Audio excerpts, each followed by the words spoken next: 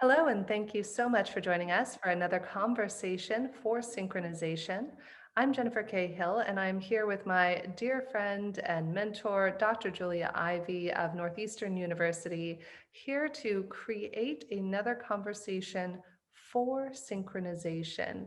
And it was actually a lot of fun. Dr. Ivy and I have been collaborating for the last several months on this project.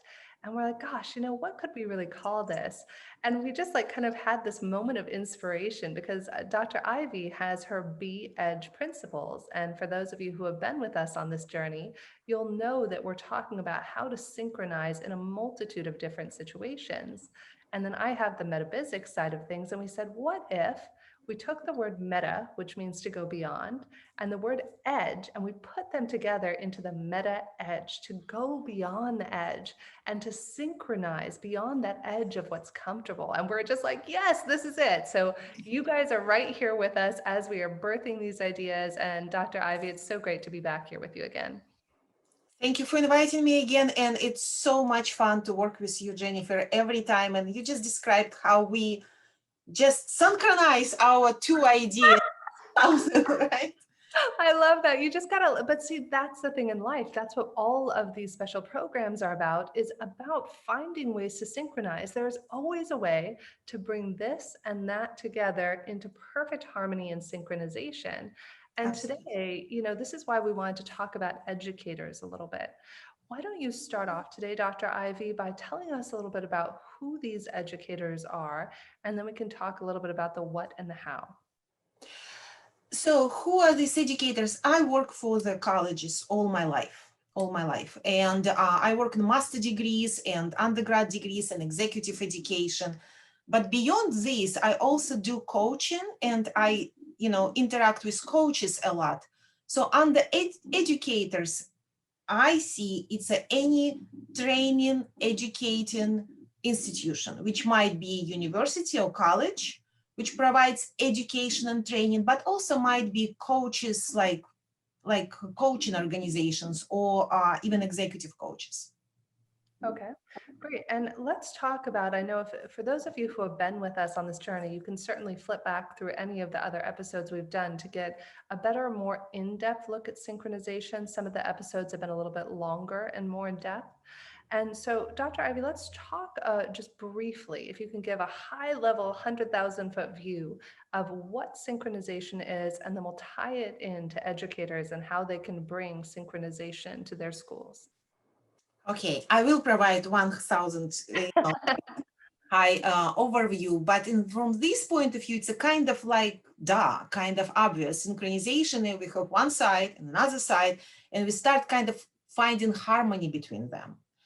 The secret is always devil in details, right? So first, detail number one, in my concept, I synchronize, I have a method to synchronize the personal strategy of you, me, graduates of the college or veterans or people. So anyway, this one is a person and his or her personal strategy. And this is the organization. So for BH, it's synchronization between a person and organization. Great. And And BH is the steps, how you synchronize, almost like in a dance, like step number one, step number two, step number three, step number four. We have a beautiful dance together. This is BH. Perfect. And let's talk about schools for a moment. Where do you think that a school could benefit from synchronization, and what would that look like? In two different sides, before and after. So let's talk in this episode only for after. So when students, like regular traditional students, they invested a lot of time, a lot of money, a lot of effort to their education. They invested a lot in their professional capital, which is knowing how to deal with their subject matter expertise. This is the colleges do very, very well. The second is a social capital. I mean, some colleges do better, some colleges do worse, but at least we all understand that it's a part of education, like clubs or students just interaction with each other. And some colleges like my Northeastern University are very good even developing social connections with the industry through co-op program. Other colleges, not so much. So again, professional, we're all doing well. Social, some we're doing better, some are not doing well. And with current environment of online education, social become really question mark, because this is a part of education, and colleges, many colleges didn't figure out yet how to do it better. But the last one we are all kind of missing. It's a personal capital. It's the very center of this person to find who I am as a professional. And just remember, current graduates are multidimensional. They have a problem to define the center. They interested in this and this and that and that. And who am I in the center? Nobody really helps them. Colleges don't have this class, you know, that to help them to find this center, the core, elucidate their core. And unless they find their core, they have no chance to synchronize with the company. So where we can include this for traditional students, graduate of undergrad programs and for master programs, as the capstone, as the last project. And I strongly believe that instead of giving one more capstone on subject matter, we must give them a capstone about me. So what's next for me? I'm graduating like this spring. What's then?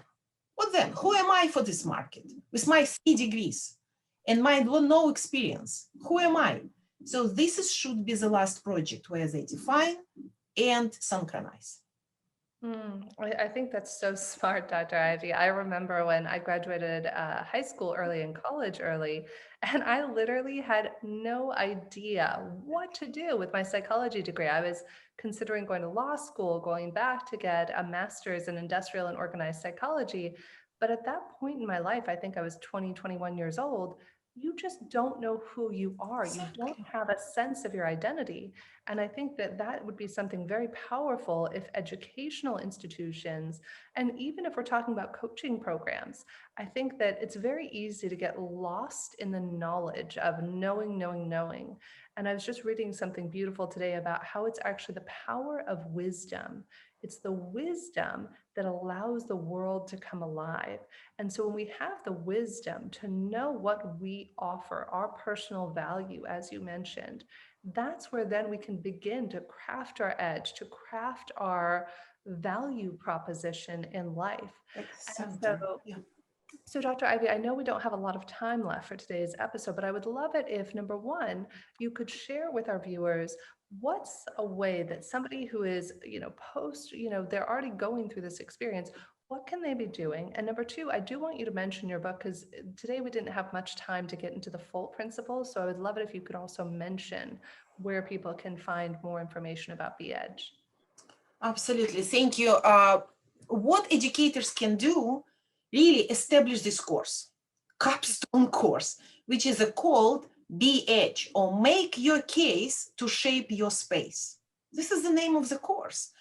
And in this course, students must go through 4 stages, E, D, G, E. And at the end, we promise them they will find this synchronization BE, boutique employability. And yes, my book, which is Crafting Your Edge for Today's Job Market, available on Amazon, provide instructions for students and educators, what actually students can do. So step number 1, they elucidate their core. Step number 2, like using your example, it's a perfect example. Like you elicited, okay, I'm psychology degree, yeah, but I also have a drive for media somehow, and I'm kind of interested in the law, kind of legal studies, kind of something, right? So Jennifer's core would be very different than the core of other psychology graduates. This is step number 1. Then follow this book. I will ask Jennifer as my student, Jennifer, what kind of companies you see might benefit most from this kind of cool core who you are? And you would say, maybe legal association, or maybe large legal companies would benefit most of me. And just like, okay, make a list and contact them. And I will give you a template. And you would do this as a part of my class. You would say, hey, company, I am a Jennifer Hill. I am a thrive, I'm driven to work on the companies like you. Could you please allow me to do capstone project for you? Free, Mm, free consulting. Most of them really want to help students, graduates like Jennifer Hill. They just say like, okay, do this for me. And this is would be when you start really develop relationship with this particular company. This is D. Then you solve the problem, they give it to you. And again, this is a book describe how to do it well using your knowledge from psychology, from media, from legal studies, and maybe from something else. And this is what makes you move to the stage E, the last stage, which is excite the industry. It's impression strategy. You see, personal strategy, social strategy, professional strategy, but the last one, impression strategy. mm. This is what our methods is about. So professional, you already invested so much during your 4 years or 5 years of studies, but personal, social, and impression management and bringing all together, this is what this methods is about. I love that, Dr. Ivy. It's so important. I mean, I think the underlying message that I would love for everybody out there to take away today is to remember that it's only when you truly know yourself and what it is that lights you up, that makes you come alive. In fact, one of my favorite quotes, I think it was Howard Thurman said, "Don't ask yourself what the world needs. Ask yourself what makes you come alive and then go and do that. Because what this world needs is people who have come alive.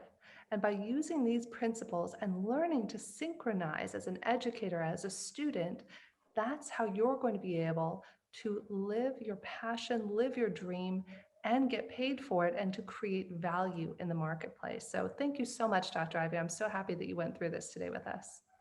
Thank you. Yeah, I hope more and more people find their own space in this, like you just said so well, where they feel inspired to make a difference. And this is exactly what companies need. So this is what we help them just to find each other. Amazing. Well, thank you so much, Dr. Ivy. Thank you to all of you out there tuning in with us. Do check out Be Edge. You can also check out my website, Metabizics, and we look forward to having you join us for future episodes.